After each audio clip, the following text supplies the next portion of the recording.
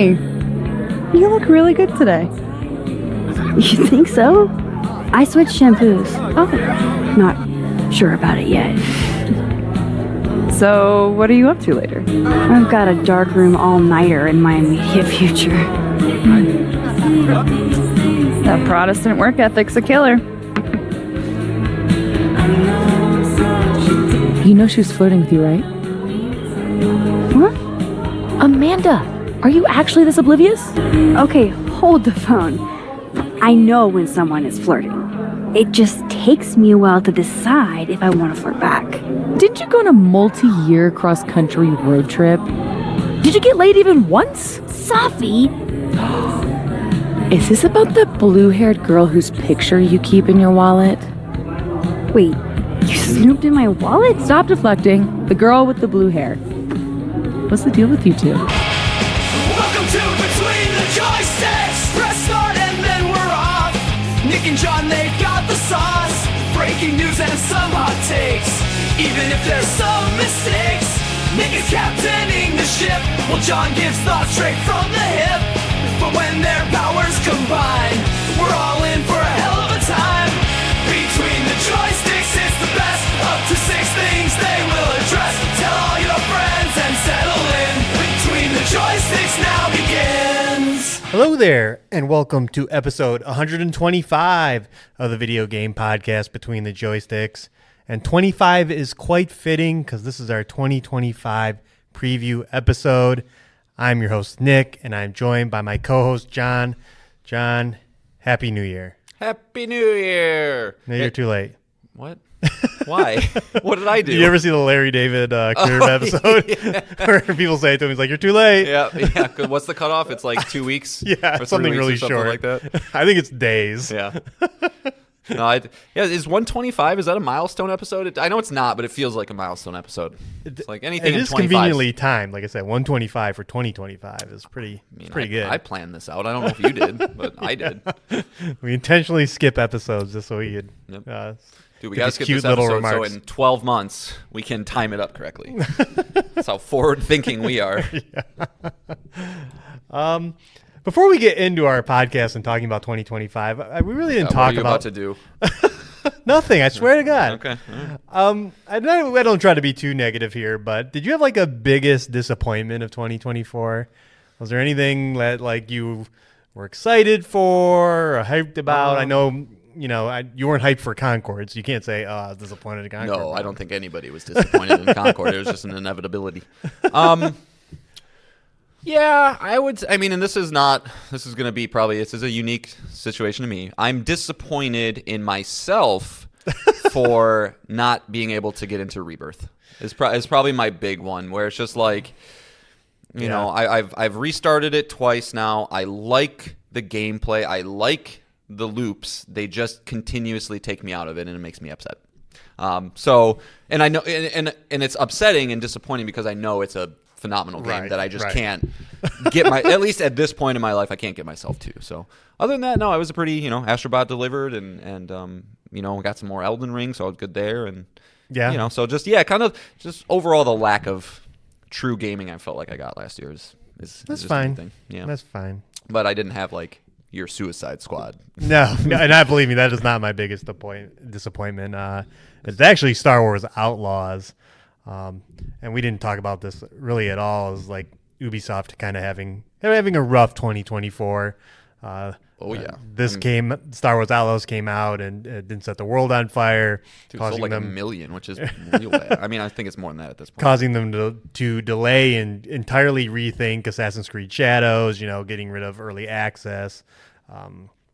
The exclusivity away, PC exclusivity with other storefronts is going to be Steam day one. They're having a rough, rough year. I didn't have it in my predictions, but I thought about it in saying something along the lines of Ubisoft, shifting to look like we are not used to seeing them look, right? Whether it's somebody comes in and helps. What's the word when you start to like deep? You have a portfolio and you're trying to get rid of all divest. Thank you. Divest their studios and teams, and maybe they can sell some or whatever they got to do. But I wouldn't be surprised to see 2025 be the year that you see them start to whittle down or change course or something, because they need to. Yeah. Leaner, focusing, on getting quality titles out. It seems like a lot's riding on Assassin's Creed Shadows. It is, coming yeah. in February. So We'll see how it sells. yeah, see how it reviews and then That too. see how it sells. But it'll be interesting what they've learned in such a short time too. Because if that is a sales disappointment, right? Obviously, they have very high expectations for this franchise. It's probably their biggest franchise. Mm-hmm. Yeah. If it's a disappointment, that is the start of okay. We have to obviously do something. It's just there's no world where Assassin's Creed disappoints and then the next thing's fine, guys. So yeah, they'll have a reckoning to face. Yeah. So, and I don't even know and X Defiance shutting down. Yep, that's shutting down. Tom Clancy hasn't had a big. What is their next big release then? Or Ubisoft in general? Yeah. I think they've said they've been working on Far Cry 7. It's not officially announced, so right. You can't really say that. So we just don't know. Yeah, I think yeah. You read between the lines and the tea leaves, you can kind of go, we probably don't know for a reason. Right. Because they don't know, or they are unsure. Right. So, Okay. yeah. All right. That's good. I'm surprised, though. I mean, I would have thought, from what I remember, you were, kind of okay on Outlaws, and Suicide Squad was more of a, oh, no, this game's bad. And I would think, just based on the pedigree of the studios who made them, that Suicide Squad would have been a little more, upset. The writing was more on the wall. But you kind of knew it was coming? Yeah. Okay. I mean, the internet, and myself have been down on that game for a long time. It has never looked well, Poor sick puppy. Yeah. But that's all I got. We got a pretty packed show, so should we just get into it? Yep, let's do it. All right. If you're just joining us, this is how the show works. John and I can both bring up to 3 things to talk about. Sometimes more. Yep, sometimes more. Pretty loosey-goosey over here. It can be a video game we're playing, a news item. It can be a email from you, the listener. That email address is betweenthejoysticks@gmail.com. It can be a Twitter DM. Our Twitter handle is joystickspod. And it can be a comment on our YouTube page. We're at Between the Joysticks there. Any of those things, we can bring it and we can talk about it. John, you're bringing the first thing, and what better way to start the year off With our good boy Freddie B. with some listener email? That's right. Yeah, you guys get to unfortunately listen to my voice read you emails today. Nick has tapped me on the shoulder to read it. So, Nick, I was thinking you should pick a Sony PlayStation character, and I'll try and read it in that voice. I'm kidding entirely, because I can't do that. All right, so from Freddie B, subject, Mass Effect Andromeda and Witcher 4. Hey, guys. Happy New Year. Hope the year is off to a great start for both of you. Thanks for including me in the wrap-up. In terms of Mass Effect Andromeda, I was initially enjoying it, but there was a hard drop-off for me that I tried pushing through, but just haven't been able to. The combat, I think, is an improvement, but the story and characterization is pretty poor, truthfully. It feels like BioWare saw how much people liked the Citadel DLC from Mass Effect 3 and decided that was what people loved most about the trilogy: jokes, quips, and a sarcastic main character, which just can't be farther from the truth of why people love Mass Effect, which is a gritty, cohesive story that dealt with some heavy themes that you got to roleplay with. Mass Effect Andromeda, you can't really roleplay because your character is always going to have a sarcastic thing to say, and that's that. I saw similar things said about Dragon Age Veilguard, which is why I passed on buying it initially. Also, technically, the game is still awful. Constantly crashes and glitches, enough so to where it can be pretty frustrating. Don't recommend it unless you're a super fan, and even then, In terms of The Witcher 4, Nick, this one is more for you. I'm pretty excited, but any concerns with playing as Ciri? I'd say my only concern is that they retread some of the same story beats themes that we already saw with Geralt. For example, the village sacrificing the girl in the trailer and Ciri mentioning their monsters. That's a huge thing that Geralt deals with, which is the monstrous side of humanity. I'm sure they've got some good stuff planned, but maybe concerned is the wrong word. I just worry that they rehash similar ideas they've already explored in that world. Trailer looked awesome, though, and Ciri using the chain and lightning, so cool. Did you have a preference on a created character or playing as Ciri? Thanks, Freddie B. So, let's chop that up a little bit. Let's start with the first part here. Freddie, for maybe those who weren't listening, we kind of, I think, tasked Freddie and asked him, hey, we want more thoughts on Mass Effect Andromeda. Those some of your, obviously, he loves the first 3, which everybody does, but Andromeda and Legendary Edition were on his top 5 PlayStation. But yeah, he put I don't remember that, games. but a good probably 50, 60 hours into Andromeda. So yeah, I mean that's. Did you play Andromeda, Nick? I did. I played it's one of the first PlayStation 4 games I got. It like if you look at my trophies for my account, it's like the third or fourth game.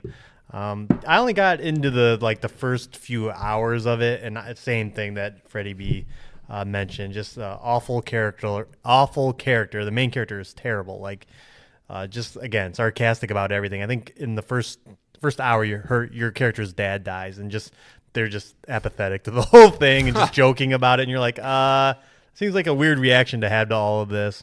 And just like you said, it didn't run well either. And the character creators sucked. And it has one of the funniest default female characters of all time. Just the design of them? The design of her. If you look her up, it's comically just ridiculous. And just unfortunate. Again, between this and Anthem were pretty much the downslide of BioWare until just last year. So, but I did have fun with the multiplayer. It did have a multiplayer like wave-based horde mode that was pretty decent using the abilities of the Mass Effect universe. So, can you talk a little bit more about? As I'd never played Mass Effect 2 or 3. So what's the Citadel DLC? Like what is that? So the Citadel DLC, if I'm remembering correctly, is the DLC that fixed the ending of Mass Effect 3. Okay. When Mass Effect 3 came out, there was a big hubbub about how they handled the ending. Yeah, about how they handled the ending of that game. That characters didn't get quite the send off that they wanted, and this DLC was introduced to kind of give you like that moment. It kind of ends in a big party with all your companions and all that, Gotcha. and it is very lighthearted, especially given the timeline of the universe about to end. Yeah, yeah. But it was kind of used to like fix things that everyone thought was wrong with the original release. One day I might get my way through that series. I would like to. I installed it. I'm trying. John's broken right now, so we'll talk about that later. If I'm wrong, I'll correct myself. But I'm almost positive that is what it is. I think I remember hearing it's like just kind of a end cap. Yeah. Mm-hmm. And then the second part of his question about the Witcher 4. Yeah. I mean, I like before the Game Awards, I said I'd prefer Cyberpunk over Witcher, not only because I prefer the world, but also because I think it's going to be very difficult for them to tell a unique story that wasn't told in the first 3 Witcher games, including what we saw in this trailer, which is obviously a contract of some kind. There is in the base game Witcher 3 30 contracts. Monster contract. So they have already told a lot of stories involving monsters and villages and all that. So how are they going to tell a unique story? I will say the difference though between Ciri and Geralt is so mildly mannered, like tone wise. Like he's kind of just Kratos. He's an observer. Well, Kratos is angry. Yeah, bad. Maybe Kratos, old man Kratos before Baldur shows up. I don't know. All right, I tried to make it work. Yeah, he's just like, even though he's there to do a job, he's very passive. He doesn't really get emotionally involved, and again, the voice actor really drives that point home because it's just so melatonin. Mm-hmm. He doesn't have a lot. Ciri does seem to let her emotions get the better. Yeah, and that's what you're seeing in this trailer too. Is like she is taking this much more personally, which is probably a hint at the story about the gods and all that stuff. That could be there could be a bigger emotional payoffs. Even when in Witcher 3, when a very big character died, it was Ciri that had the visceral reaction to it, and Geralt was just Geralt, yeah. But as far as I would prefer a character creator. I always find those more exciting. But the options you got in The Witcher 3, hair, clothes, armor, and all that, the different school armor you could get, the Viper, the bear, or the wolf school armor. There's a lot of customization there, so I don't have that much of a problem with it. But like we said, hopefully they can tell a tighter story now that we're directly being a character that it already pre-exists in the universe and it is not coming from a clean slate as a creative character would. Right. And that's kind of where I land. I'm not as into the narrative side of video games as Nick is, as everybody knows, but if I were to enter a series that I care about, I kind of do want there to be an established character. Like, I think of all the games that I've played and beaten that have character creators, and not a single one of them I can think of with a good story, honestly, at least personally. I know you'll argue for Cyberpunk, but like even something like any of the Elder Scrolls games, the Fallout games, the Souls games, it's like it doesn't allow you to get as nitty-gritty and into the dynamics of a character, because the writers and developers they're going to take a step back and not really try to maybe take risks with that character or whatever, because like it's you. It doesn't feel as good. And it eventually is more your story. Usually those games are very my choice driven. sucks. Are very choice driven, so it becomes your V or your Baldur's Gate 3 character, or Tell me, John doesn't like it as much. No, I subscribe. Yeah, no, I mean, these are especially the talent at CD Projekt Red. Like, they're getting paid to write amazing narratives, and they've never missed. It's not quite the same as something like BioWare right now, where it's like, I'm nervous. I would be nervous for any of their upcoming games because they have missed on narratives. But despite Cyberpunk's rough launch and things like that, has CD Projekt Red ever missed on narrative? I don't think so. At least if Cyberpunk isn't my style, but that's one of the strong suits of that game. Just like their body of work is really the 2 games in the last 9 years and DLC for those games. So. Yeah, but like that's still the amount of writing. Right. Yeah. No, I'm not. It's so I would trust them to be able to. I'm not worried about it. All I'm saying is like I don't think you need to worry about it not being a unique story or just retreading things. They're not going to go that route. They know better, and I would imagine it'll. Yeah, like you mentioned. Tie a little more. It's going to be a more personal story. Geralt's probably going to be there to play on our emotions. That's always what happens with this kind of stuff. Whether he when you're dies passing the torch, or something like that. So it's gonna feel better, or at least I would think like a little more impactful if he's passing the torch to Siri as opposed to Nick B or whatever, or Freddie B. So, but. I don't know. That's all I got to say about that. Yeah, I'm excited. Either way, I'm fine. It's CD Projekt Red. They're one of my favorite developers out there, so they'll make it work. Make the monsters nastier. Let me throw more babies in the ovens. I'm good. yeah. They'll have to outdo that plot. Oh, they will. Well, thanks for writing in, Freddie B. As always, we really appreciate you, and hope you're having a strong start to 2025. All right, let's move on. Again, into our 2025 preview. We're going to start with our most anticipated games of 2025.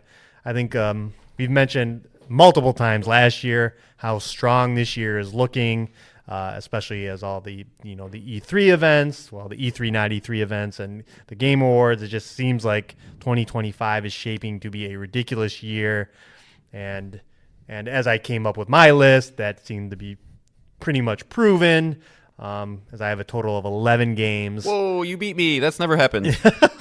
I did break it up to day one and then very likely. I kind of have a no doubt section and I'd like to. Yeah, there we go. So we're on the same page. Good. And just how I want to treat this is we'll just go back and forth because there's definitely going to be some similar games and then a few people wrote in with their list. But as a listener, as we're talking about these games, I want you to just think about trends about all the games we're talking, and John, you can probably think about this as well because there are definitely some trends I noticed when going through and picking all my games. Interesting. I'll be curious to see what you have to say. Yeah. So and I'll just kick things off with the most simplest one, the easiest one, Grand Theft Auto 6.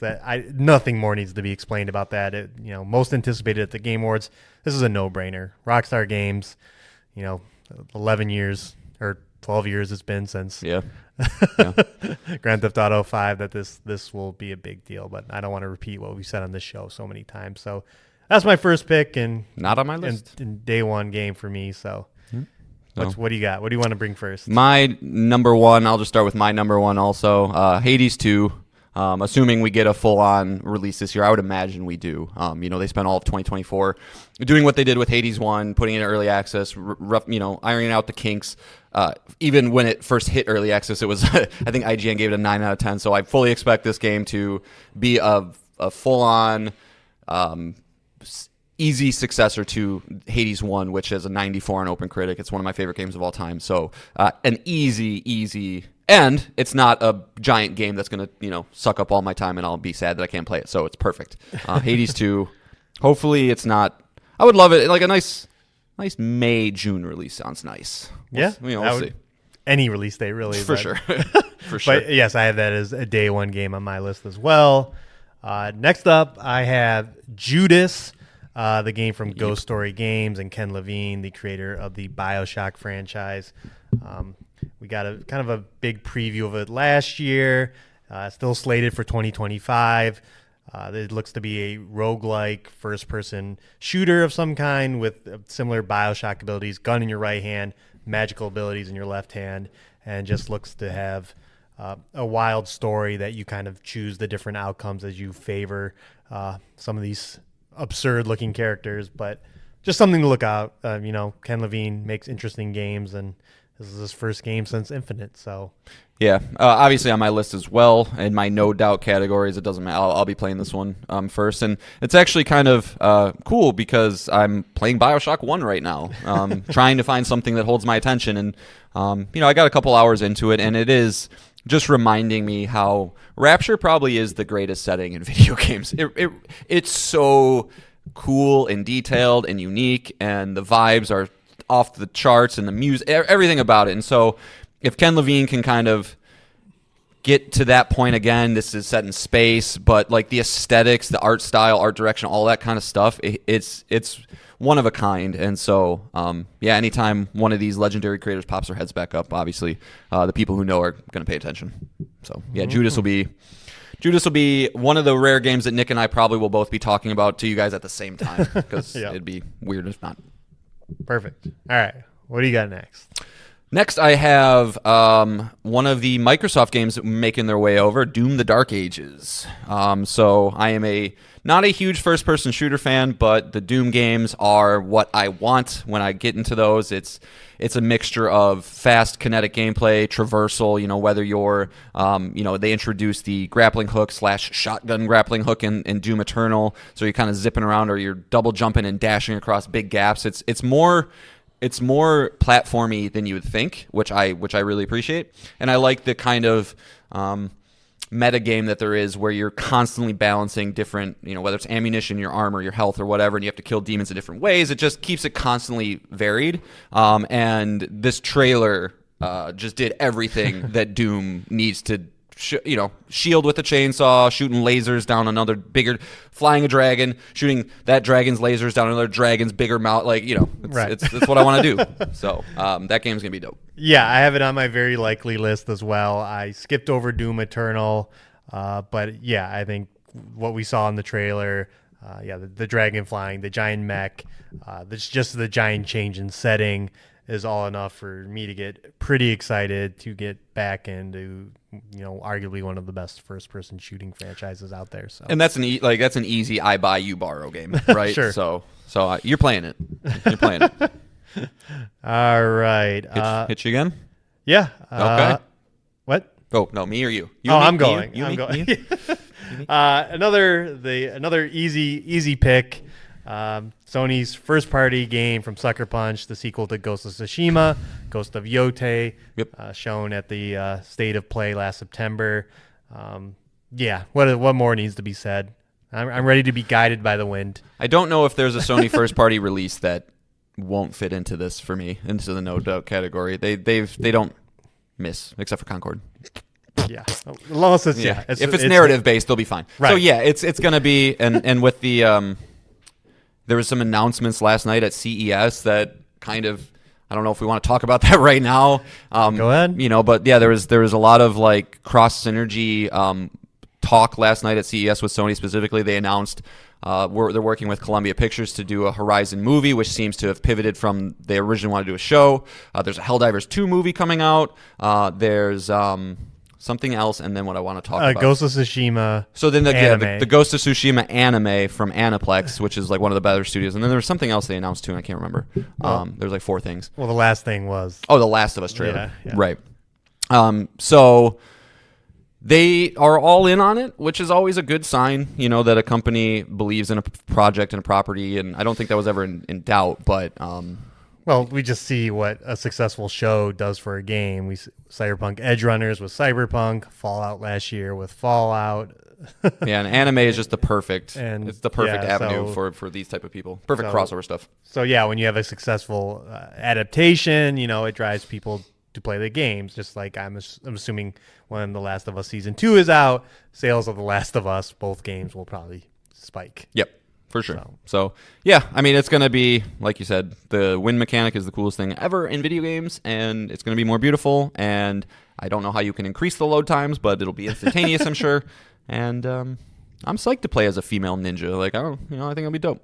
Yeah, new story, new character, new location. Yeah, and it's like a really interesting time period. As Nick and I both watched Shogun this year. I highly recommend you do if you haven't. But like, kind of takes place around that same time of like shit in Japan shifting, right? Like moving away from, I think it's away from the shogunates or it's into the shogunates, something like that.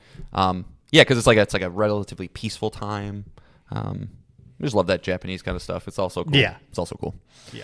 All right, next one from me. This one, I could see this easily being my favorite game of the year, with the exception of Hades 2. But from Extremely OK Games, makers of Celeste, they are coming out with Earthblade, which is it. Which you had on your list last year. Which I had on my list last year, which I drafted into the video game league last year. But I haven't heard anything to say that it wouldn't hit this year, but if you played Celeste and you are a fan of tight control movement, platforming, that game is incredibly well done, and it had a baller story on top of it if you're into sad things sometimes. So I fully expect this team to take all that they had with that and bring it forward, but also they're adding combat into this game. And it's it seems like more of a Metroidvania, so you're going to be able to kind of forge your own path as opposed to these bespoke platforming sections that you got to get through, which is cool in its own way. But, if you can combine the movement that you have and the feel of controlling Celeste with other things, like it's a easy formula for me. So Earthblade will be a no-doubter. All right. And then my final day one game is Mixtape from Beethoven and Dinosaur. That's the studio that brought The Artful Escape. It's hard to explain this trailer. I just paused the show and just look it up. It was at the Xbox E3 conference last summer. Just an amazing stylistic game with what looks to have a great soundtrack, and I'm excited just to see where this goes. I'm ready for the journey, even if it is probably a little bit more less gameplay focused, more narrative is what it looks like. It'll definitely be shorter. It'll be it'll be the Neva of next year, let's say, or something like that. But looking at the trailer, have a lot of good music collaborations: Devo, Smashing Pumpkins, Iggy Pop. So it's Joy Division. It definitely has an '80s feel to it. But yeah, it's a good one. Mm-hmm.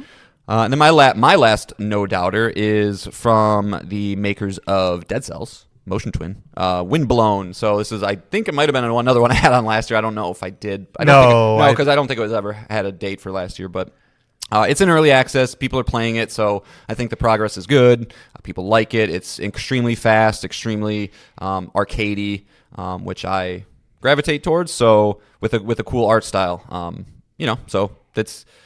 If you got roguelike in the title and tight gameplay in the systems, I'm in. That's all. That's all you need. So I'll be checking that one out as well. All right. Now we're getting into the very likely category for myself, and the first one is Clear Obscure Expedition 33. Me too. The game from Sandfall Interactive, shown at the Xbox conference last summer. Just a game out of nowhere that has a cool premise where. It seems like a witch lady is painting numbers on a stone, and if you're of that age or older, you basically get Thanos snapped. You disappear. Bye, bitch. So what the people do is they send an expedition to find her and kill her, and the brief gameplay we get looks amazing. It looks to be a turn-based game where button prompts and timing really matter, so... the combat's just not straight turn-based. It's a little more interactive than that, which is like Sea of Stars. Right. Yep. Yeah, that's a good example. So, I'm excited, and the voice cast. We can't talk. We got to talk about the voice cast. Ben Starr, Charlie Cox from Daredevil, Andy Serkis. A lot of big names are attached to this, so there's a lot of money behind this game. So there must be something really good about it. So Yeah. Also in my I'd like to category, just because I don't know how big this one's gonna be. yeah, it's definitely like again, it's an unknown. So Yeah. I said, very honestly, likely. I'm honestly surprised it's not in your day ones, because I know like when we were looking at this, it looks awesome, but but I do also reserve anytime that a studio is unproven. It's kind of like when you see a trailer for something but no gameplay. It's like, yeah, I want to believe, but like I'm never confident, even though all the signs point to it being incredible. I think what you just said, money fucking speaks in every fucking way of the world, and if you're throwing money out to attach these people to a franchise that has never been released or anything, yeah, the confidence is high. So let's just hope they can land it. Yep, exactly. Yep, it is wait on review, but Yeah. All right. So one of my I'd like to's is Borderlands 4. It's Borderlands 2 was crack. I've been trying to find that again. The pre-sequel didn't do it for me. 3 didn't do it for me. This trailer looked really good. I would love to envision a world where I can continuously sit down in front of a TV day after day after day and sink a couple hours into an open world. It hasn't happened in a long time. Right. So we'll see, but the want is there. But it's also like that's kind of a franchise, like I don't know. If I don't, I'm not going to probably play it day one, even if like I want to play it. Wait till it goes on sale, buy it for $30 and have some fun. Maybe you So. should start working on your buddy you play Rocket League with, so that this can become the Rocket League successor. That's not a bad idea. I was just about to yell at you because I was like, dude, I haven't even played Rocket League in like a month. But that's not a bad idea, actually. Because it is always better with friends. The Borderlands games. And he likes shooters. Like COD is his thing, so like it could be a good transitional thing. Yeah, just something to think about. You know, sure. Something to throw out there. Yeah, we'll keep you around, Nick. Good idea. All right, this is gonna be. I think you might be surprised by this one, John. Okay. But very likely, Death Stranding 2 on the beach. Yeah. I think where Death Stranding was a proof of concept, I think this game could maybe be like a really big, like as far as critically, commercially, Kojima just hitting his stride on a franchise that's now established. I really want to go back and play Death Stranding. Maybe something that'll happen before this game comes out as we get more and more, because we've only really seen like a story trailer. We haven't seen the gameplay differences, but I gotta imagine it's Kojima. It's going to be pretty wild. The biomes is the only thing I can say, I think. Like, right. Where, they showed off like sand areas and stuff destructible like that, environments and stuff like that. So I have a feeling this game is going to be too big to ignore. Okay. Well, especially with Pal, this show Jake in your ear. Yeah. He's it's his most anticipated. Yep. Yep. Okay. Well, that's fair. You weirdo. No, I think you're right. I think, Kojima. I would imagine the moment he finishes up a project, he's just like, oh, wait, but there's more. And he's like, no, Hideo, put that to the side for the next thing. And so I'm sure, he's just ready to pop off. All right, I got 3 left. How many do you have? I have 3 left as well. Awesome. All right, so I've never played a game in this franchise. I'm sorry, that's a lie. I've played a game in this franchise, not in this specific vertical of the franchise, and that's Metroid Prime 4. I've never played any of the Metroid Prime games, but I really, really, really like Metroid. And I like Metroidvanias. So reasons to stand, I would like a 3D Metroidvania, right? And so, I've always wanted to play those. They've been kind of hard to get to. I know that they just released the first one remastered on Switch, but Nintendo being Nintendo, it's constantly just $40, and I just never have pulled the trigger on it. Not great. Yeah, and so I don't really want to do that, even though it's regarded as one of the greatest games of all time. It's in that category. I really enjoyed it. Yeah, I really did enjoy it. So with the Switch 2 most likely coming out next year, with this being a game that's been in the cooker for a minute. This year, John, not next year. This year. Oh yeah, maybe. I would think that it should be if not a launch title, a launch window game for the Switch 2, and Metroid is such a weird franchise for Nintendo. It doesn't really fit their their portfolio. It's kind of like the odd one out. It never sells. Everybody knows about it, but nobody wants it. Yeah, no, it never sells as well as near as well as even close to any of its other sister franchises or brother franchises on Nintendo. That it is interesting that they always the keep entire bringing it. The entire Metroid franchise forever has sold 21.45 million copies, and like I know, and Breath of the Wild has like 40. Right. So and they don't every really. Nintendo property is 100. Yeah, Animal Crossing 60 million, and Right. Mario Kart and Smash, and so it is an interesting. But I'm glad that they're always supporting it. You know, I know it has this very, very passionate fan base, and very much so. Samus is one of the coolest characters in video games. So, but yeah, I'd be very interested to hear your take on if you get a Switch 2 and then play Metroid this as well. Dread is the highest selling Metroid game at 3 million copies. Just a quick aside: if this is a Switch and Switch 2 game, does that change anything for you? It doesn't. No, Okay. It just in the it'd be a disappointment, I guess. Namely because you can't go backwards to that thing. Like that thing's Right. ancient at this point. Right. And so I really hope not. I imagine it'll be a backwards compatible machine, but no, hopefully it's just Nintendo believes in themselves more than any other company believes in themselves. So they'll just Right. be like, no, here you go. This is what it is. Buy the Switch 2 if you want it. You're going to. We know you're going to. Right. So So you don't think it's coming to Switch? the first one, no. I think it'll probably just be. I can't. What do you mean by the first one? The Switch one? Yeah. No, I don't. Okay. No, I don't know. I'm hoping for a world where they just they just fucking cut it off. Like just cut it off. It's there. There's 150 million of them in the world. Make the cartridges the same, so that you can put the Switch 1 cartridge in the Switch 2, but cut it off. Right. There's no need. Okay. All right. My next game is Fable. The franchise coming back with a new developer, Playground Games, the makers of Forza Horizon. Just a franchise I've enjoyed very much. The first 3 games are very special to me. Very silly, humor's great, and it'll just be interesting if Playground can do it, if they can live up to the legacy of those games and land everything. But every trailer so far has seemed that they got the ambiance and the tone perfectly. So I'm excited. You gotta nail that tone. I mean, that's another one. It's another old fantasy series that you gotta wonder. Is it what it used to be? Or is this an entirely different team with entirely new writing staff? Playground Games, they're the Forza team, right? Yep. Yeah, so it's like, okay, obviously they're not a bunch of writers, Right. so it'll be interesting, but never played a Fable. Wish I had. Well, if this works out, maybe this is the one to jump in. Yeah. All right, so for my last 2, we'll just do this one real quick. It wasn't on my list until about a month ago, but Indiana Jones and the Great Circle. Kind of want to play it now. Didn't really think I was going to want to, but I do. I think Indiana is the character is just the literal perfect action adventure character. He's smart and witty and funny and goofy and silly and fucks up every once in a while, and it's what Nathan Drake was based off of, and we all love him. So. And funny enough, a nightmare to design a game for, but here we are. Machine Games actually did it. Yeah.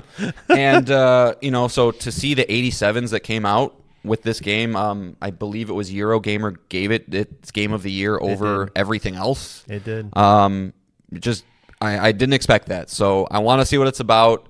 I've heard there's more sneaking and not as much action, which I'm not that pumped about. However, I think my love for that character and apparently the performance from Troy Baker, as expected, will carry it for me. And I don't know. I just weird soft spot for Indiana Jones for me. It's probably like out of all those like classic franchises that we all grew up with, Star Wars, Indy, I don't know, like even things like Goonies and stuff. It's like Indy was like my comfort food. Like Sure. that was like the most comfy thing possible. So. They're near perfect movies. Yeah. So At least the first 3. understandable. Well, 1 and 3. 2's okay. 4 sucks. 5 sucks. Yes, exactly. All right, yeah. We'll just keep the Xbox train going here, the Microsoft train. South of Midnight. Yeah, South of Midnight from Compulsion Games. We've seen it a few times, most notably at the Xbox Game Showcase again last summer.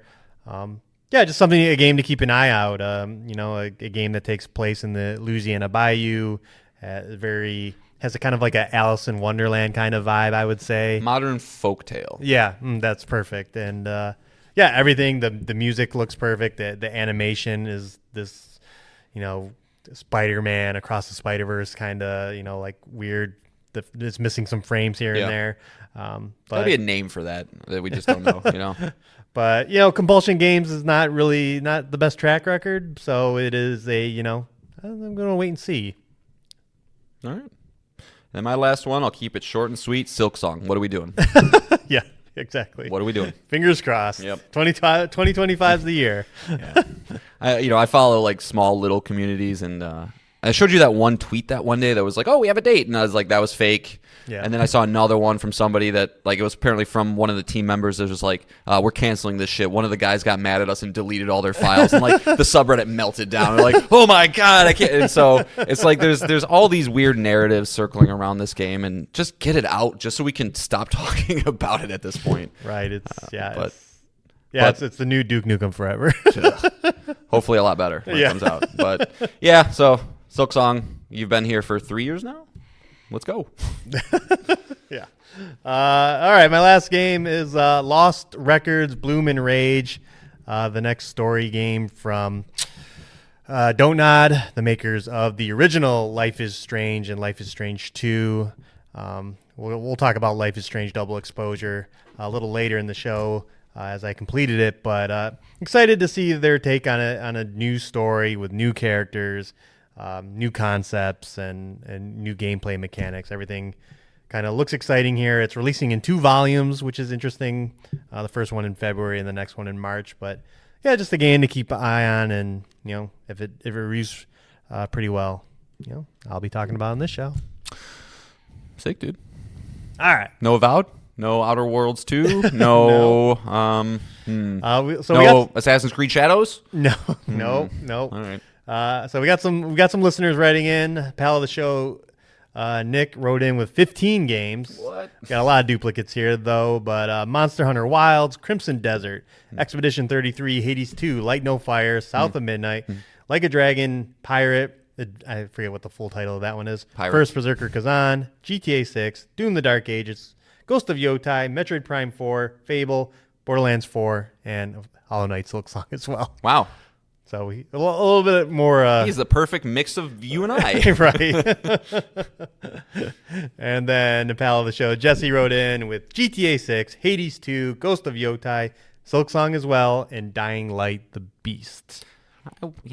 I love Dying Light 1, and 2 just didn't do it, and this one looks cool, and it's going to be the same thing where I go, I'm going to try it, and I go, damn it, I don't like it again. Yeah. Well, maybe it'll be more up your alley if it's like a smaller, contained story. Or I could just kill my kids. All right, John, so we went through move past that one. We went through all our games. You know a lot about every one of them. You've seen them multiple times. Is there any trends that you noticed with the games that we've talked about? Sequels? I mean, there are a lot of sequels, but not exclusively. No. The first one is lack of release dates. Oh, yeah. I believe only in my list, Lost in Record Bloom and Rage is the only game of the 11 I said with an actual release date. Yeah, I don't have any. Well, Indiana Jones, I guess. Yeah, you have a launch month. Yeah. Well, we know why. So tons of games scheduled for this year. Not a lot of release dates. That might be a little bit worrisome when we're getting toward the fall area that they might get pushed to next year, but interesting enough. Yeah, I mean, it's, there's rumors that GTA slips. That's the reason, right? There's multiple reasons, whether it's budget and stuff like that, but nobody wants to say when they're coming out because they're all scared of GTA. And it would just be so funny if nobody says their dates and, like, GTA comes out in, like, September, like, yeah, we're going to 2026, and everybody's like, put it out now! Like, October, everything. Right. But, it is... Yeah, I think this May and June, as we get back into those E3, not E3 shows, that'll be a lot of a flag planting of a lot of these games picking their dates, which will be spread throughout the summer and fall. And then Another one is Game Pass is going to be insane. Of all the games I listed, 5 of them are coming to Game Pass of the 11 I mentioned, and that's not including, again, we didn't Indiana Jones is already there, Avowed and Outer Worlds 2, but Mixtape, Expedition 33, Doom, Fable, House of Midnight, all Game Pass day one games, and that is an insane value already. It is. I don't know how it moves the needle. That's what it's until it does. I can't imagine people. And by moving the needle, you mean hardware sales? Yeah, just like commitments. Just where are you committed, right? We're all committed to PlayStation or PC. Most people, right? Some Nintendos. I don't know who's committed to Xbox at this point, and that's what they need. They need to grow that commitment section. Like, or maybe they don't. Maybe they're just like, you know what? We're going to be the secondary service for everybody, right? And hopefully they forget about that they're paying for it and they play a game here or there. That's and they choose us for cloud gaming on their TV or that's Amazon Fire That's Stick. what Nintendo Switch effectively did this generation, and look at what happened. Where they're just like, look, we're not competing with those. We're our own thing. Have this and what you have, right? Where you can play the Nintendo games that we will not put anywhere else. But now they're starting to put games elsewhere too. So it's like. It's going to be so interesting to watch, but you are correct that you should have plenty to play if you're a Game Pass subscriber. Correct, yeah. And that's kind of really the only two takeaways I had as I was creating this list is like, wow, I took away that I have better game taste than you. Oh, okay, yeah. And kind of like interesting enough is like outside of Lost and Record is like these first few months for us both is not looking great. Well, I find it interesting. Neither of us put Split Fiction on there. Like I want to play it. I'm not excited about it. No. Like when it comes out and it gets high scores and everyone's like, it's really creative, I'll be like, all right, sure, we'll do it. But I'm not amped to play it. And that's I think March 6th. Yep. So yeah, it's my gaming malaise seems to it's gonna continue for a second. Yeah, I don't know. It's a bummer. We'll talk about that at the end of the show. The things are changing. We still love video games, but life gets in the way sometimes. Dumb life. Let me game. All right. Oh wait, I wanted to say. Oh wait, no, that's for predictions. Sorry, yes, I'll save that. Yes. So our next topic is our 2025 predictions. Last year, John and I each got one right involving the PlayStation 5 Pro. As I mentioned, we nailed it to a T. Our other predictions way off, not even close. So these are always fun because they can get pretty out there. But do you want to kick things off? We'll go back and forth. Or you said you have a lot. Yeah, I have a lot because we'll go back and forth, but you go first since you have. All right, so I have 6, and I'll just I'll do a couple just to get them out of the way. Right, do 2, then I'll do 1. Okay, I have 3. Persona 6 gets announced this year. It's been a minute.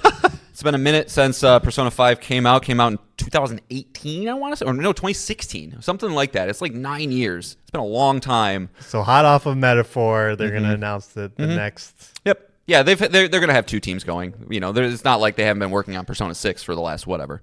So yeah, they announced it this year. We'll have no date or anything like that, but I think it's time. So the prediction is just it's announced. There's no. Well, I don't know how you want to do this if we're going to keep score because I can kind of give you. We've been so way off. It's not even worth discussing until we actually get there. We're gonna go through all of our predictions and then I will star 3 of them that you can keep score with if you want. Okay.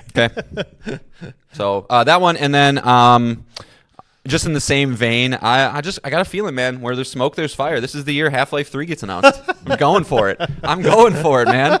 There's just there's all these weird little things about it, and why not? You got to believe. You got to believe. Yeah. I'm doing it for our pal that we work with who loves the Half-Life series. I'm doing it for him.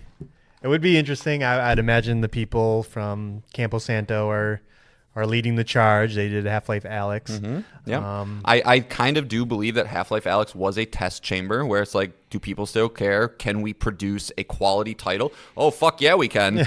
And then Yeah. And they have the writing chops for sure. I just wonder Yeah. The gameplay mechanics. But that will not be one I put a star next to, just so you know. But yeah, I think people they're reading too much into that documentary that came out because it's been 20 years. But All right, non-believer, whatever. Nah, yeah, I as much as I love the thing, Valve is as much as that company just prints an unbelievable amount of money, being the premier PC storefront, that they don't take risks on single player games anymore, which is dumb. Personally, Half-Life is fine. I just want to see the internet melt. Oh, That's all I want to see. Especially if they're release it the week of Grand Theft Auto 6. Come on, do it. Let's see. Do it. Yeah, that'd be interesting because, again, I think you'd have a clear older division. gamers are coming there, but younger gamers don't care. No. No, yeah, that's a good point. At this point, when Half-Life 3 gets announced, they'll be like, yeah, we did it, guys. And they'll be like, yay. Just all these old people. Yeah, so we can go to my first prediction. Speaking of Grand Theft Auto, Grand Theft Auto 6 will release this year in October, but it will be single player only, disappointing a lot of people. And Grand Theft Auto Online will be delayed until 2026. It's a good prediction. And I believe it'll be. I go back and forth on this, but I think there'll be separate SKUs. Separate SKUs? Like as you launch your PS5, you'll have a box for Grand Theft Auto Online, and then the Grand Theft Auto 6 will be a second. I do have the prediction that Grand Theft Auto 6 will get delayed to 2026. Oh, okay. So do we go head to head, or do you're saying the whole game though? The whole game. Okay. Yeah, they're. I think they want that game to be absolutely perfect. I do. Now, granted, take what I say with a grain of salt. It wasn't on my most anticipated, so I'm not one of these Grand Theft Auto junkies. With the Hauser brothers not being there, and the expectations that this game does have, I do think it might not. It's going to slip because they're going to want to make sure it's absolutely perfect, and I think there will be a little bit of worry internally. We'll never know this or not, that they have to hit a home run, and if they don't, everybody's going to freak out about it. I don't know. It's just this weird dynamic with that game. I think it'll be the lowest reviewed Grand Theft Auto game ever. Is what it was. Wow. Yeah. I'll just say that. Wow. Yeah. Not happening. Okay. All right. I don't know where your confidence comes from. Trailer. I mean, that trailer just showed that we got last year in December. 2023 in December, to clarify, just showed that they understand everything. That they know.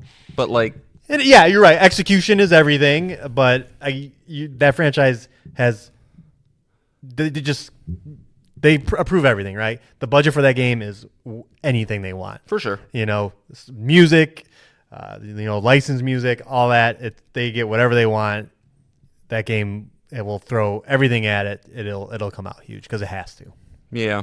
I don't know. For a franchise that has historically lampooned American culture, it's a rough time out there right now for it. And if you don't have calculated, deft writers, I don't know how much of the Grand Theft Auto series or Red Dead the Hauser brothers actually wrote, but those, at least Red Dead is a story that's so good and so well done that I feel like it does have to come from one or two tight brains that then feed the shit down. So as long as they have the right replacements, but I don't know. I'm not going to star that one either, but I do think it'll get pushed. Just because. Yeah. If it gets pushed, it wouldn't be very far. I would say it'd be February, March. Yeah, something like that. All right. So for me, I will start. So we've gone through 3 of your predictions.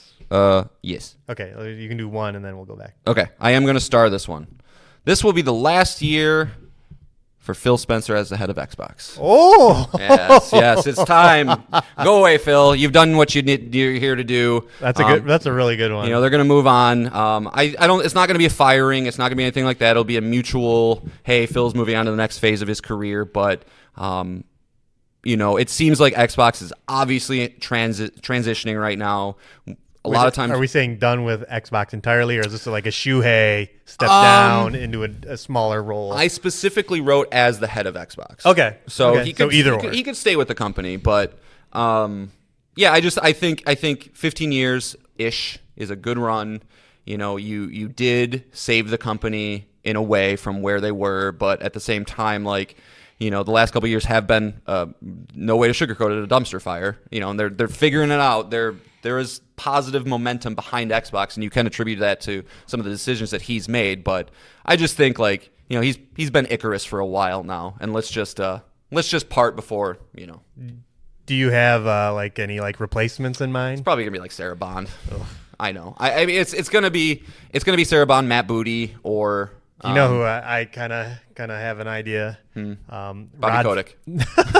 Yeah, I mean, it would, if you wanted it to be insanely profitable. Yeah, I would trust Bobby Kotick to take over, but no. I'm actually thinking more of like what PlayStation did, and I'm thinking Rod Ferguson. Who's he? He's a video game producer. He's jumped around. He's worked on Gears of War. He's worked on. He's currently at Blizzard, helping getting Diablo 4 out. So he's a Blizzard guy. Okay. No, well, he's jumped around. He was at. Okay. He's been at the Initiative before. He's been all over the place. You can look up his credits. I'm looking right now. But he's 57 years old. He's led a bunch of different teams to create successful games. You put this guy at the head. He knows how to make successful games, and that I would, if that was true, I would be very happy, because you know quality games are going to start coming out from all their studios as he oversees them. That's a good move. I mean, they need a game first person. Yeah, that's why I would be Sarah Bond first. Sarah Bond, no, thank you. Oh no, I'm just thinking of how corporate America. Yeah, she would be. Yeah, but it's my turn, Satya. You told me. Yeah, but I always, as we talk about like any company, it always seems if you can get like a developer in that driver's seat, that it seems like game quality rises up. Yep. So, that would be my pick. Yeah, that's a good pick. I didn't write down a hope for a successor. Hideo Kojima. If he does step down and then they replace him with Rod Ferguson, I kind of get points too. Just saying. Yeah, you get sympathy points. It's fine. Riding off my back. All right. That would be amazing though if that happens and you nailed that. Well, both. I mean, the Phil and but that's even more like but you nailed the guy. Yeah. Microsoft should hire me. As a consultant. My next prediction. We got to go with hardware again. Nintendo Switch 2. Yeah. I almost had a feeling by the time we recorded that we might get an inkling of what's coming next, but we didn't. So my prediction is going to still stand. The Nintendo Switch will be announced very, very soon, either by the end of January or the first few weeks of February, for a release of May 2025. A lot of the details are already coming out. It's got magnetic Joy-Cons. I believe that's true. You're going to see absolutely. Do you see the mouse thing? No, I haven't seen that. Yeah, so apparently the Joy-Cons, you can flip them on their sides, and there's a mouse sensor, and you can click. So like a lot of people are thinking like Mario Paint, like you could like paint some shit. Yeah. I was like, okay, I mean that's the type of innovative weirdness that Nintendo does. And gets kids, yes. Yeah. And just to kind of nail more things down, backwards compatible with physical and digital games from the OG Switch, and then even adding a little more icing on this cake here, it's going to launch with a 3D Mario successor. I hate you. With a Metroid Prime 4, not coming out at launch, but will be in that launch window.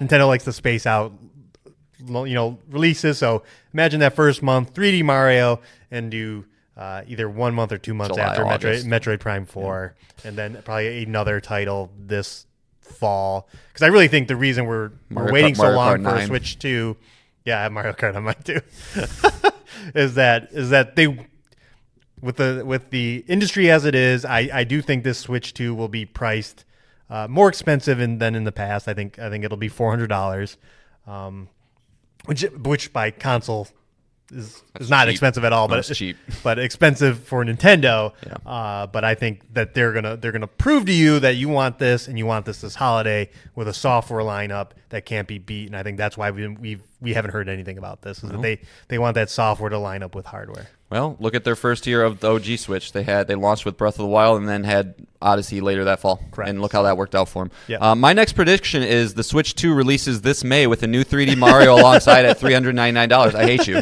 Like, literally, that's what I have. That's how the PS5 Pro went, too. Yeah, We were yep. on the same page. Yep. So we did not discuss before this show, guys. Sorry for the boringness of the same exact prediction, but yeah, it's to a T. No, get hyped, everyone. Yeah, Switch 2's coming. There you go. Like, that's huge. Regardless of whether our prediction's right or not, a Switch 2 will be out this year, and that is exciting beyond belief. Like, that is... Do you have any like maybe of you buying one, or are you're just out no matter what? I'll wait to see what the software is like and Yeah. and other factors, but we'll see. I'm excited. I will be. When that Nintendo Direct is announced, that'll be Oh yeah. all eyes on that. Yeah. So. Oh, they're gonna pop off. Yeah. All right. Well, since you kind of stole that one, I'm just gonna take the next one too. Okay.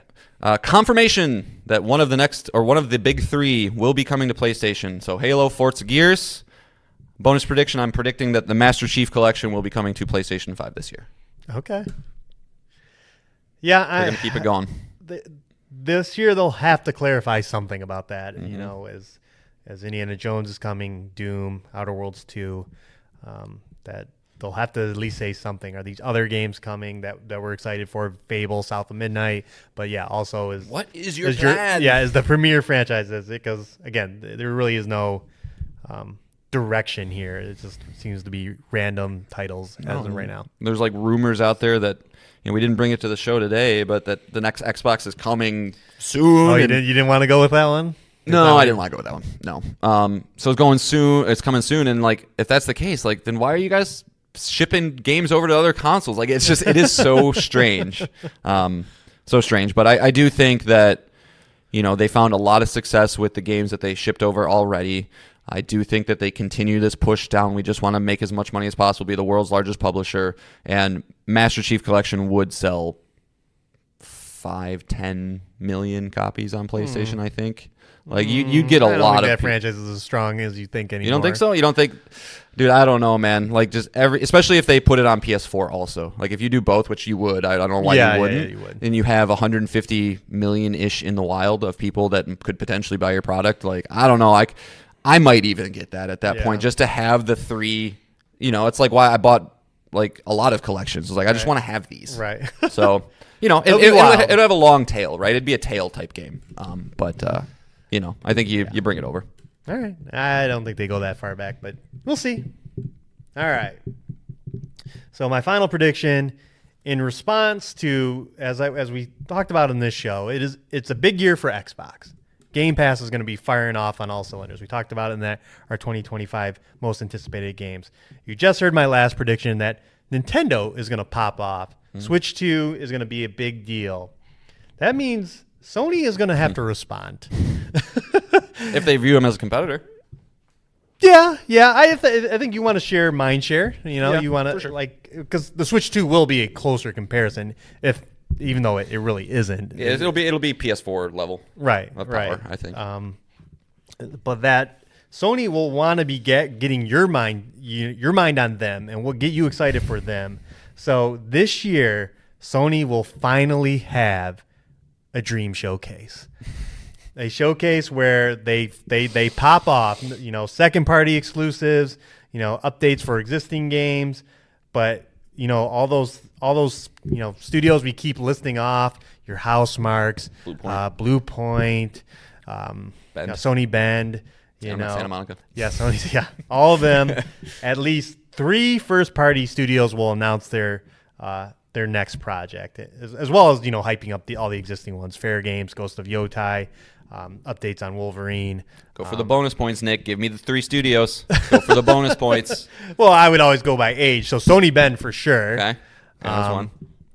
Then I would, then Blue Point and Housemarque. Okay. I'd say you get all their games. So this May, which seems to be the time frame they do either a state of play or a showcase, or maybe September. I don't know. I don't think they wait that long, but But yeah, this May you finally get the Sony Dream Showcase, a lot similar to the 2021 where we saw God of War, Spider-Man 2, Wolverine, GT7. kind of that level of like coming from a showcase of a Sony run showcase and being like, wow. Yeah. Well, if it is ran in like with the mindset of we need to have mindshare, like I would expect it earlier in the year. Like, yeah, I don't think they'd wait for September in that case, then, right? Just because assuming the Switch comes out when we think it will. Yeah. But yeah. I hope so, Nick. I fucking hope so. You're right. All right, and then I just have a last fun one, just because I'm stupid and I love these things. So I predicted the Game of the Year nominations for next year. So just for fun. Okay. So keep in mind, I do not have Grand Theft Auto 6 in this because I think it'll get delayed. So just so everybody's aware. But here are the 6 nominees. Okay. Judas. Yep. Death Stranding 2. Yep. The 3D Mario game. Yep. The Outer Worlds 2. No. Earthblade. And Yeah. Expedition 33. Those are going to be the Game of the Year nominees. Boy, they're taking on some big sequels this year. Doom. Yeah. Would be one of them. Yeah, a Sony first party is Yeah, I mean, you could throw in a that- Sony first party, but I don't know what that would be. yeah. There's in Hades 2 officially released. So Yeah, why did I not put 82 in there? Yeah, anyway, Judas is going to win, though. Judas will be the Game of the Year winner. God, that would be wonderful. Yeah, That if Judas is that good. Yeah, that Judas is that good, and then like I said, it would be like you said, if Grand Theft Auto 6 is not here, it would be wild to win. Game of the Year is going to be stacked this year. Oh, yeah. So. And again, this is just for funsies because, yeah, if Sony releases a game, that's immediately rising to the top of this. If a Mario 3D game is out, it's probably the one that'll win. So, Right. But, for funsies. Yeah. No, I like it. Yeah. Good stuff. As we kind of now wrap it up, it's as we said, things are gonna change, of course. But 2025 already just fucking stacked. Yeah. Like, but I will say, like again, the bummer is like I just don't know what game I'm playing for the next 3 to 4, 5 months, like until one of these games really like says like, okay, we're coming. So I could give you my VR set. You could play Astrobot Rescue Mission VR. I could give you a Switch. You could play Tears of the Kingdom or Breath of the Wild or Super Mario Odyssey. All these greatest of all time games. But No. okay. We can wrap things up here with kind of just catching you guys up on the games we've been playing. I know. We'll go. Do you want to go first, John? Sure, it'll be quick.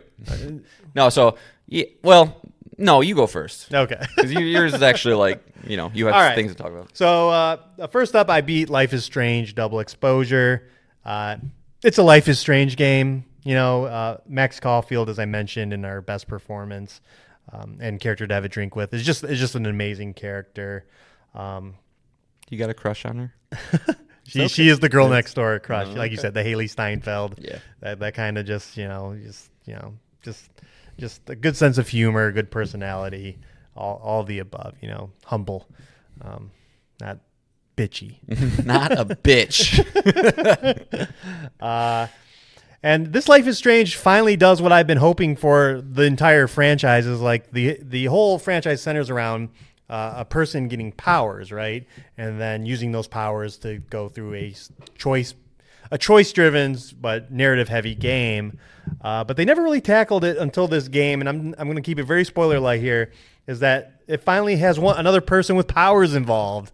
And, as the X-Men fan here that I am, that finally gets me excited, not only for it in this game, but the future of the franchise. I was about to say, do they use that in a way that it could set Yes, up like, yes, hey, there's they a do. school that we're all going to be going to? But I will say, story, it has its moments, but doesn't end very satisfyingly. And for the love of God, just change the setting of these franchises. And I didn't play Life is Strange 2, so that might be very different. But Life is Strange 1, Before the Storm, True Colors, and this one, it's all just a Northwestern, very liberal town. Oh, sure. It's just like the same type of people in every story. The story involves some kind of horrible thing that happened in the past. All 4 games involved that I've played involve that, and I'm just, come on, you gotta mix it up now. Yeah.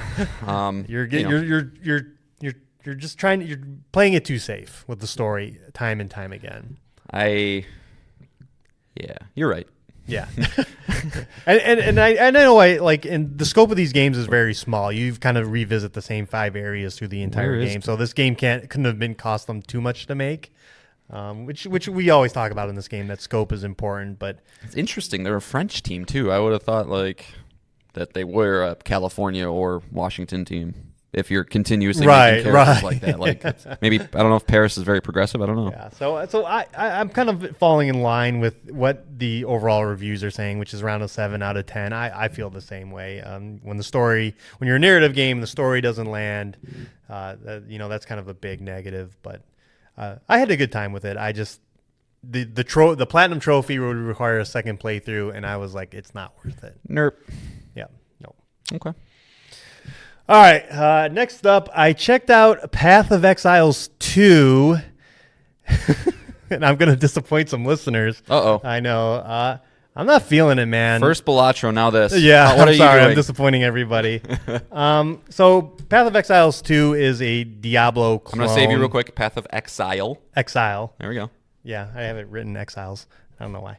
Path of Exile 2 is a Diablo clone, again, an isometric RPG, class-based, heavy emphasis on loot, and so you're kind of just building the Uber character, getting them the best loot, building out your skill tree, looking at a build, getting the best skills, and doing just crazy on-screen things to hundreds of enemies on screen at some point. So, but it's just that.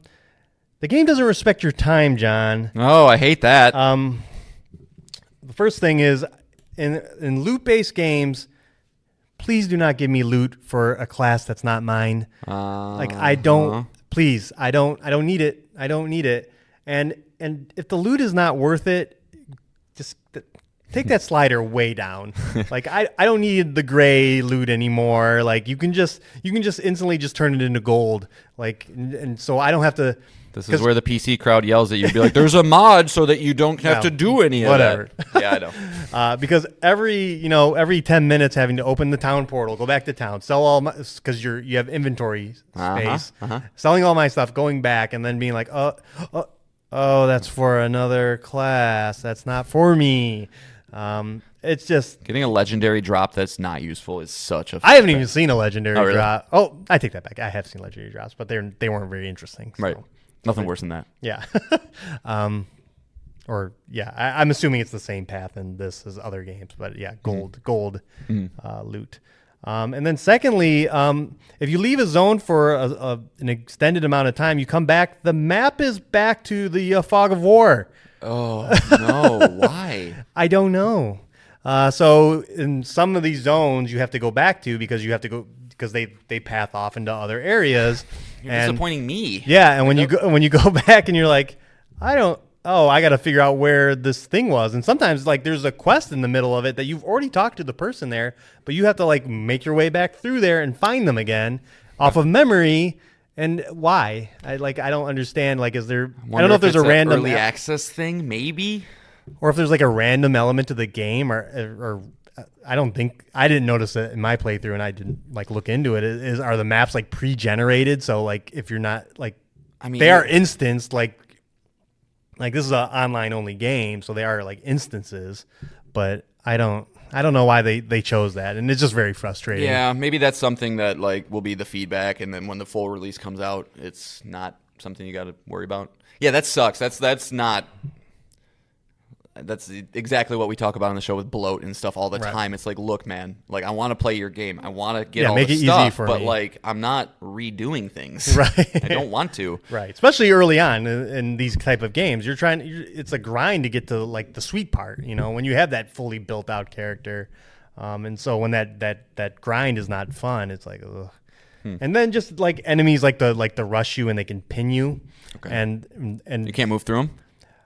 Well, they later patched it so you can, but yeah, like even still though they move very fast and they surround you, and then you're just like, it's just frustrating to get pinned. Yeah, is the combat the exact same as Diablo? With a button for a different move and yep, okay. Mm-hmm. Yeah. So, is it hard? I've heard this is hard. Yes, it is hard. Okay. Boss fights, you cannot mindlessly, as I felt with Diablo 4, especially getting to the end game.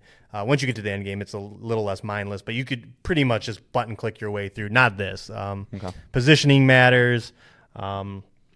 And boss fights, they'll wreck you if you're not paying attention. Like they have in similar to a Elden Ring, there are just moves out there that are just pretty cheap. If you're not paying attention, you're dead. Elden Ring is not cheap. It's perfect. All right, that's kind of a bummer. Like, yeah, those are two big issues. Yeah, it's in beta. Like the game will be free when it comes out, but early access you have to pay for. I went to GameStop, so I had some PSN credit to burn through. It seems like you pulled a me with this one, where it's like you kind of went outside your comfort zone for a bit. Like I typically don't like. You played Diablo, but you didn't like it, right? And so it's like for you to pull the trigger on a $30 early access thing that's going to be free. It was a little surprising. Yeah, like I said, it was all done with store credit. So. But as you did mention, we have some listeners that are very into this game right now, and yes, so I feel bad for you walking into work tomorrow. Yeah. Then that's fine. Every game is different for everybody else, and like I said, December outside of Indiana Jones has been and January are weird months. There's just not anything really out there. So this game and the next game I'm going to talk about are kind of landing at like the right moment because there's just not anything else sucking all the oxygen out. There's not a Pal World or a Helldivers 2, just dominating here. You can get back to Helldivers and go fight the Illuminate, dude. That's true. I thought democracy mattered to you. But that's gonna get me into my final game, my obsession, like really bad obsession, and it's funny because I believe you asked me on this very show, am I going to play it? And I dismissed it. What a fool I was. Yeah, you should know yourself better. Who would have thought NetEase would make a free-to-play game and nail it entirely, combining Overwatch with Marvel. And, of course, that game is Marvel Rivals. And just in the lead into this, like, Marvel's just taking over my life, John. I'm like... What do you obsessed. mean? You've been Marvel boy since I known you. That's true. That's true. But with the MCU kind of being down last year, being kind of a weaker year for the MCU, one movie and one show. But between X-Men 97, me getting back into comics, and now this game, taking those Marvel characters that I love and giving them what's crazy is this game launched with 33 characters, and they all fit their characters perfectly. There is not a character in the game that isn't like, that's how Hulk should play. That's how Hawkeye should play. That's how Magic should play. That's how Magneto should play. They're all you say Magic? Perfect. Yeah. Who's Magic? She's the X-Men Magic character. Does she spell her name stupid? Yeah, Magik. Yeah, figured. But she's like kind of like the Doctor Strange of the the X-Men universe. Magic.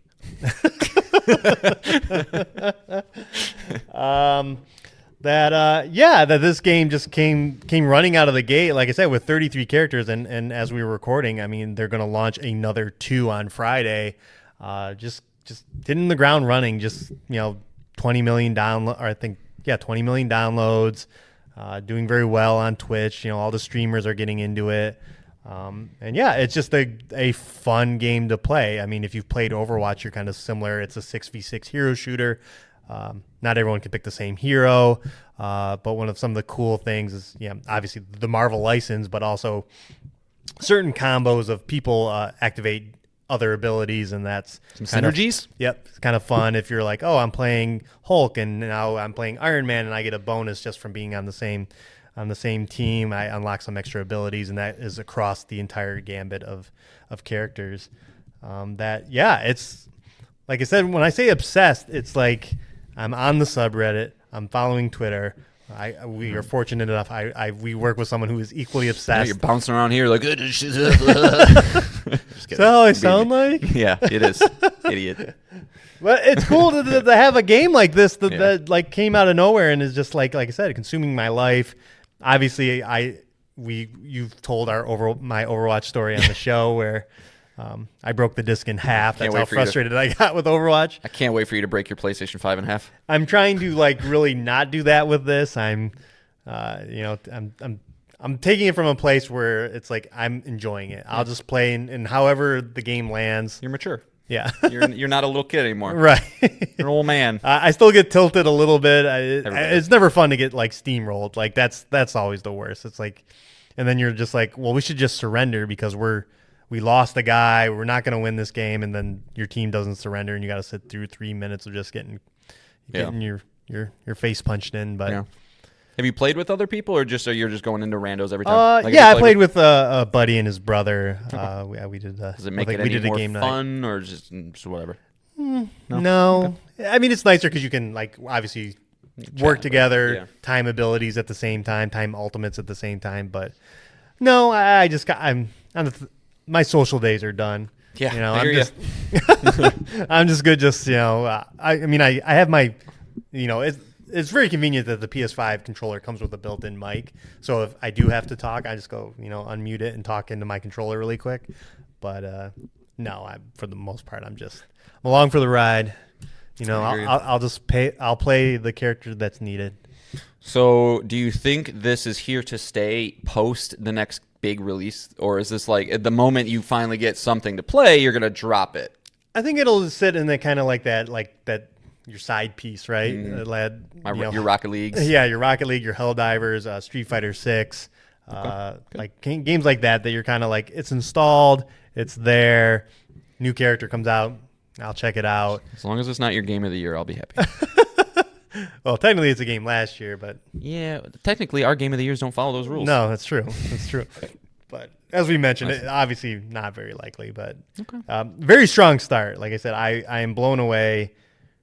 With how many characters at launch, and then just a month in, they're like, 2 more characters are coming. Do you know how many hours your PlayStation says you have? 37. Do you think this has a chance to be the most played game of the year for you? Yes. Even with Grand Theft Auto, we'll see. That'd be awesome. Except not. If Grand Theft Auto's out, probably not, but it would be close. But it's got a potentially if this is going to be head start. If I play Metaphor ReFantazio, that'll probably be in there. But yeah, I would think that this game will easily be a top 5 game. Good for you, man. So happy. I'm so happy for you, Nick, that you have games you want to play, that you have things you want to do. Oh, thank you. That you have the time to do them. Yeah, I do. Quite a different story on my end, buddy boy. So. All right. Well, I can't get find the therapy anything session over. I can't find anything to play, Nick. So I'm in the same boat. I tried to play Dragon's Dogma. I didn't mention it, and I just bounced off again. I'm I'm done, and that's why I tried Path of Exiles. I'm in the same boat, man. Yeah. I wish there was something big to be excited about right now. Yeah, I've tried to get back into Rebirth. I got hit with Queen's Blood immediately, and I really hate Queen's Blood. I don't know what I don't. Have you gotten to Tifa in a bikini yet? Did that? No, because I got hit with Queen's Blood immediately. No, that's going to change your whole life outlook. It's going to be Tell me this: a religious experience. Is there a strategy in Queen's Blood? Is there a way that you don't just get fucking dicked by the last move of the other guy? Because that happens to me every single time. Every time. And you can't skip out of it? I mean, you might be able to, honestly. I just saw it and I got mad and I turned it off. Okay. But I know in the last time I had to play it, you couldn't it was part of the story. Right. So I was like, maybe I don't have to, because it's one of the mini games. I'm in Costas del Sol, one of the mini games where there's some ladies oh, you need a partner for Amor or something. I'm like, I guess, what's that? And then it's oh, we're playing Queen's Blood, but we're partners now. And I'm like, what? No, yeah. No, I don't want to do this. So I don't know if I have to or not. If I have to do all these mini games to progress the story. But I got mad. Anyway. So then I was talking to my nephew, and he's like, hey, I just got a PS5 for Christmas. I'm like, that's dope. What are you playing? He's like, oh, I'm playing Horizon Zero Dawn. And I was like, yeah, you know what? I've been meaning to check out the remaster of that, so I downloaded that. It's gorgeous. I love it, the way it looks, but haven't really been motivated to play that. I'm trying to do... I haven't even talked to you about this, and I've been meaning to reach out to a friend of the show, Jake, because it's his favorite game ever. But I've put probably a good 10 hours into Stardew Valley over the last 2 weeks. Okay. And it's cool. I just don't know if I'm going to just keep doing the same thing for the next 100 hours. And I'm guessing it is yes is the answer to that. Mm-hmm. So feeling a little whatever about that. I bought System Shock. I might get back to that. But then... I thought, okay, what can I do? Should I just read books and watch movies? And I am spending a lot of my time doing that. Oscar season's coming up. I'm a movie nerd, so I've been watching things like Anora. Go watch Anora if you haven't seen it, and some other crazy things. But I thought, well, let's try some bona fide fucking classics to just see if maybe that can get me through. So I downloaded and started playing through Bioshock again, which is a good time, I feel, to do it with Judas coming out next year or this year, hopefully. And it's been a game I've been meaning to go back and play, and it is great, but I got to admit, like, I'm not, like, jonesing to get home and play more of it, right? It's like I've played this before. I've got 3 plasmids. The graphics look pretty good for the time. It plays well. It's just... I don't know. I remember having the feeling with Bioshock the first time I played it, the first and only time I've beaten it, is that like the gameplay loop feels a little clunky to me, where it's just like, okay, should I be using my plasmids? Should I be using my bullets? Should I just smack the shit out of them with a wrench? Like, that seems to work just as well as other things do. All of a sudden you get bombarded with a bunch of enemies and you kind of die really quickly. But then there's like really, really, really cool moments where it's like, okay, cool, they're all standing in water, use my electricity plasmid, shock them all. Using the environment was important. Yeah, and like that stuff is all there, and like, or hacking a robot that follows you around that, like, kills, is basically a mobile turret. Like, there's so many cool ideas in this game for 2007, I think. So it's like, and I've never played 2, and I want to play Infinite again, so I'm like, oh, if I can get myself into this world, But it is a phenomenal game. I would recommend just tone the difficulty down. Just make this like a chill. Like, I don't have to think this hard. Yeah, and I haven't been dying or anything like that. It's just it's what happens in every game that gives you like a set amount of first aids or something. It's like, I have to have 8 or more at all times, and if I don't, like, I'm not doing it. I'm dead. I'm gonna just die. It's just not gonna work for me. And I think the game's smart enough to actually recognize if you have low health, they like put more shit into the environment for you. But so trying that, trying to stick it out. To just complete something, but then the other one I downloaded and started, but I need to pick a lane with these two. As I mentioned, the Mass Effect series. I know now they're just, oh yeah, John, you got 120 hours to do something. But again, I was trying to find something that is a bona fide banger. I never got through 2 or 3, so I don't know. I'm just gonna say this. And I felt the same way, over the past couple of weeks. Is like it feels like you're forcing it. Oh, I am. I'm like, absolutely forcing it. You're like, I have free time. I'm a gamer. Yeah, I'm a gamer with a capital G. Yeah. I should be playing something. And sometimes it's just like, nah. Well, and then the big change in my life is like I'm becoming a gym rat, which is I was waiting. I was like, man, he's not mentioning it. That's kind of wild. Yeah, I just decided to actually get in shape for the first time in my life, besides just being like a high school athlete, and it's been great. And so, but the only time I have to do that with my limited schedule is like at night and during game time. So it's like trying to balance this, like, do the thing that you just is fun and chill, or do the thing that makes you a better person. It's like, well, I know which one I should choose. So it's just like a lot of conflicting things in my brain right now, and I need an Earthblade, I need a Judas, I need a Hades, I need something that I can just go intergalactic. Even though that's not till next year at the earliest, I need one of those to just set me straight, right? And just like, oh, it's not even a question now. Yeah. So yeah, but I understand. Yeah. So, Jake, if there's something about Stardew Valley I don't know, let me know. And you can always do this, because it'll bring you back to when you had that feeling, is just do the Astrobot content. Just immerse yourself in that. Yeah. Oh my! I already got the platinum. What's the point? That's true. There are more trophies for each thing, but I know, more robots. It does feel bad when you go into your little ship and it's like, you have 301 out of 310 now. I'm like, what? Yeah. So I probably should. Yeah, it is a good little thing just to spend the night, go do it, and then feel happiness again. Right, and like I said, the outside of the challenge levels, the actual level that they added is great, because it just combines everything that we've loved about the game. All the mechanics, so it's cool, and it's got some of the best VIP bots. So yeah. Well, and one last thing I will say about Bioshock though is it truly might have the greatest setting in video games. Rapture is the dopeness. Its vibe, its actual setting being an underwater city, the Big Daddies lurking around, the Splicers lurking around, the 1950s like aesthetic with the old timey music. It's all Andrew Ryan and Atlas, and like how now that I've beaten the game, I know where this kind of goes. It is incredibly absorbing. I just again, like you said, I'm forcing it, so it's not as I'll get into a Big Daddy fight and I'll kind of be. This is what tends to happen is I brute force my way through it, because I don't want to I don't know. I was like, time. I can't waste time. Right, I gotta go. So I right. just like look at the big daddy and just shoot him in the face with a shotgun a bunch of times. I'm like, I should probably be like, Well, that's what I'm saying. If time is a concern and you don't care about the challenge, like just drop that difficulty down. Like just have fun. Like, oh, a big daddy died in 3 shotgun shots, but I'm making progress. I'm using my time effectively. Yeah. I'm trying to remember all the like I couldn't like. I got you get the electricity plasmid right off the bat, then you pretty quickly get the pyro one, and then the telekinesis right after that. And I was like, I don't remember any more plasmids. No. And then like very quickly after I found like the little shop that you can buy them, and it's like, oh, there's a Enrage, and there's a crazy amount of them. Right. God, it really was a game so ahead of its time. Which is why I think Judas is exciting. Right. But that's all I got. That's all. Oh, that's all you got. That's all I got. Yeah. No, like I said, and I'm feeling the same way. If Marvel Rival, and even with Marvel Rivals around, I'm like kind of like policing myself. I'm not like, because again, it's a never-ending game. I could play that game 6 hours every night for the rest of my life, and I'm trying to don't do that. Try to do like maybe once or twice a week. So yeah, it's just watching movies. Exactly. Doing that. Read, chill. The games will come. Yeah. Yeah, I got some movies.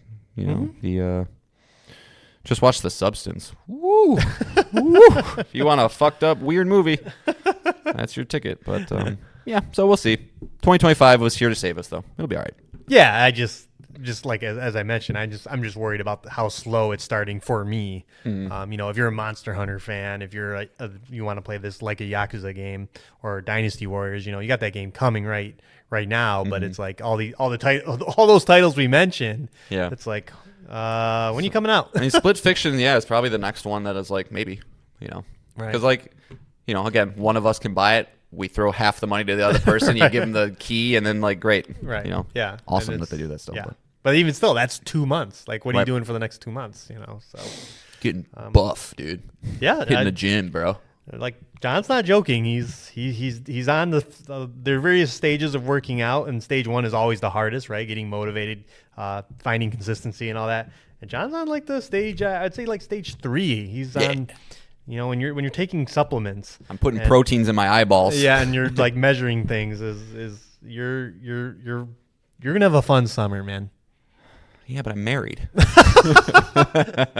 No, I know. I mean, more energy, more confidence. Dude, I'll take like nice arms, bro, from like other guys. Like, yeah, thanks, man. I'll take that. It's all good. Like I said, I want you to start dressing like you're a bad guy in Double Dragon, and so you're wearing like a half cut off shirt, cut off sleeves, a V-neck, your chest is get a coming big through. Fucking dragon tattoo on my belly. yeah. I really want you to commit to your new lifestyle. So. Well, if I can keep it going, because like, I've mentioned that it does feel like I'm starting to get to this point where it's like, okay, I've been doing this for like a little bit now. This is a lot of work. Can I take a week off? But like, no, you can't. You gotta keep going. You can have a couple days off, but not a week. Yeah, I would say you don't go ever more than 2. No, never more than 2. No, the second you lose that momentum, it's hard. Like I said, the hardest part is starting up. If it is a new year, a lot of people's resolution. Like my one advice is, as someone who's not in horrible shape right now, but has been at the peak, don't try and take it all in at once. Right. That's the biggest mistake. You don't try and do your diet. Don't try and run and everything else and supplements and all that. Just start small. Like, go for your biggest weakness. Like, if you're a pop drinker, like try your hardest just to cut that out and then start moving to the next step and the next step and let the snowball roll and get bigger and bigger and bigger. And I mean, in fairness, like, not to turn this into a fitness podcast, but I started running like last April. Like I'm 6'3", so I'm a big guy, but I was 240, which was like, that's my college freshman 15 weight, and I didn't like that. So your beer weight. Yeah, I started running, dropped 35 pounds, which was get me a good spot, and then then started cutting into the diet. So yeah, like Nick said, just find it's a marathon, not a sprint, and. Right. Yeah. Now I'm into the fun part where I start to look cool. yeah, habitual change is very hard. You know, we all have our vices. Have some you kids. know. They don't allow you to. Right, You know? right, or just other things getting in the way. But yeah, we're not doing a video podcast, but maybe when John gets in really ripped shape, he's gonna really push for the video podcast. So Well, I need to at least have one podcast with like a fat suit on, though. You know? yeah, It's so like, you get to change. Yeah. I guess there's a We little. got those older shows. Yeah, there's a little bit on the internet. All right, but as far as teases, I really for the next episode, I really think it is, the DEF CON level for Nintendo is big right now. Yeah, there all these leaks. Nintendo loves to be the one in control of the narrative, Right. and so they want to push. And if it it's coming this spring, which we all think it is, you have to give at least, I'd say, 5-month lead in time. I think that's what the Switch got. So, I think the DEF CON level for a Nintendo Direct announcement. I know the Consumer Electronics Show is on right now, so that's kind of sucking all the oxygen out. So they're not going to do it this week, but I would say after this week, just wait. They're gonna do it. So. Yep. And we'll talk about it. Like, holy crap, man! It's gonna be new hardware, man. That's New hardware's always great. Always great. Yeah. What do you do? What do you do differently besides magnetic Joy-Cons? I must know. Right. What's that launch lineup? You Right. know, that's always a key factor. I'm assuming we'll just be checking in on as we try and find a game that captures our interest. Yep. But and read listener email. So if you got something we want to talk about, always write in. It's prime time.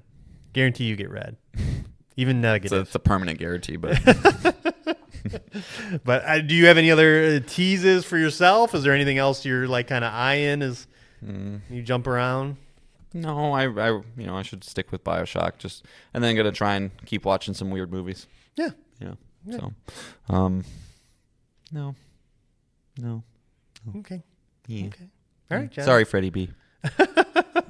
So what song do we got, John? What are we going to end this one on? All right, so I kept mentioning How are we like, kicking 2020 25 off? oh, we're going back in time, baby. Oh, We're going back boy. in time. Is it Bioshock related? It is Bioshock related, yes. Okay. So I didn't realize that the ink spots of Fallout fame are very prevalent in Bioshock as well. Yes. And so early on, there's kind of the song playing and like a jukebox, and it's like the vibes. The vibe of Rapture is amazing. The song's called "If I Didn't Care" by the Ink Spots. Anybody who's played Fallout or these kind of things, such a feel with these kind of songs. So it's not something I would turn on in the car and then roll down the windows and speed 90 miles an hour to, but What year was Fallout 3? They do share a lot of similarities. Obviously the era, future technology, but 60s. Yeah, that retro future weirdness. Yeah. So I didn't really realize. You're not gonna answer my question though. Oh, what'd you say? Sorry. What year did Fallout 3 come out? 2008. I want to say. Okay, so they're kind of developed concurrently at the same time. Fallout 3. Okay. 2008. Okay. Huh, interesting that they kind of. And that was October 28th, and now just because I'm invested, Bioshock came out. I think Bioshock came out a year early on Xbox, if I remember. Yeah, 2007. Now that I say it. So about a year earlier. Okay, so obviously there was no. It was just a crazy coincidence. Todd Howard's like, quick, turn it around. We don't want medieval fantasy. Yeah. Fallout was in the 80s We need before. 50s music, and I don't care how you do it. Yeah, that's interesting that they got the kind of the same vibe going for them. Yeah. All right, well, that's cool. Well, that's a weird song to start 2025. Sure on. is. but I dig it. All right, well that's kind of it for the show. We will be back, of course, next week. We're publishing on Wednesdays. That's the expected date going forward. But if I can get it up early, I'll try and get it up Tuesday. Nick can never get it up. And we're ending the year on a boner joke, or starting the year on a boner joke. Perfect. All right, everyone. Your fault. We love you. Thank you for listening, and we will see you next week. Bye, guys. Bye, guys. And what is it that makes my head go round and round while my heart just stands still so much? If I didn't care, would it be the same? Would would my every prayer begin and end with just your name? And would I be sure that this is love beyond compare? Would all this be true if I didn't care for